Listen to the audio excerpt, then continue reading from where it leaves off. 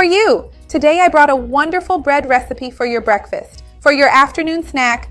For those of you who don't want to eat store-bought bread and are looking for a practical option to make at home without spending hours in the kitchen, you're going to love this recipe.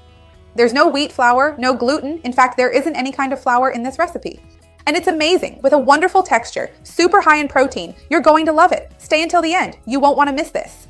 If you love easy, quick, and healthy recipes, you're going to love this channel. Go ahead and subscribe, and don't forget to turn on the notification bell so you get notified. I post new videos every day. Remember, the ingredients, quantities, and nutritional information are all down below in the description. And I wanted to bring you this recipe as an alternative to bread, so we can make it at home.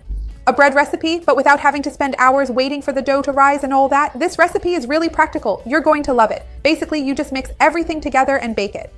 So the first ingredient I have here is my powdered milk. I'm using skim powdered milk to have less fat, but you can use any powdered milk you prefer. In fact, if you want to use a plant-based powdered milk, that works too. Let me know what kind of milk you usually use. To the powdered milk, I'm going to add the baking powder. Since these are the dry ingredients, I'll go ahead and mix these two together now. Now I'm going to add our cooked sweet potato. Sweet potato is a potato with more fiber, a lower glycemic index, helps with digestion. So it's an excellent addition to your daily routine.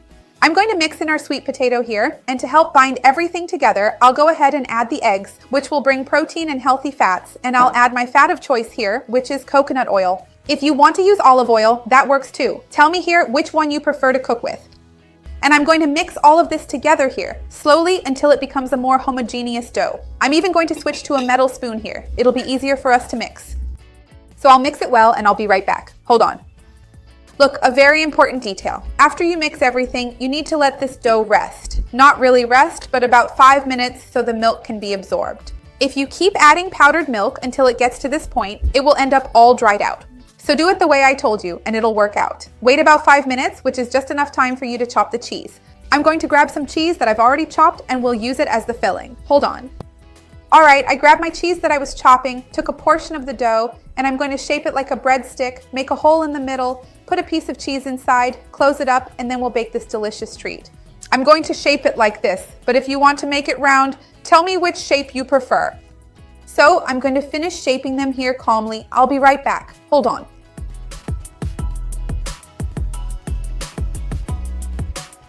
Look, 15 to 20 minutes, depending on whether you want them more golden or lighter. I'll show you what they look like inside. Make them at home, you're going to love them. Look at this, it's really stuffed. Make it, you're going to love it. If you want, you can change the filling. You can use chicken with cheese, tuna, onion, other vegetables. Tell me how you're going to fill them, or if you'll make them plain. And after baking, you can open them up and fill them however you like, or just eat them plain.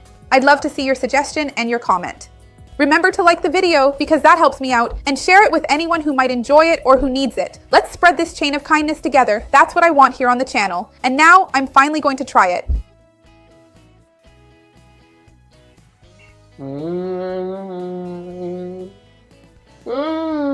It's so good. It tastes like milk bread. And with this cheese filling, it's perfect. Make it. You're going to love it. See you next time. Bye.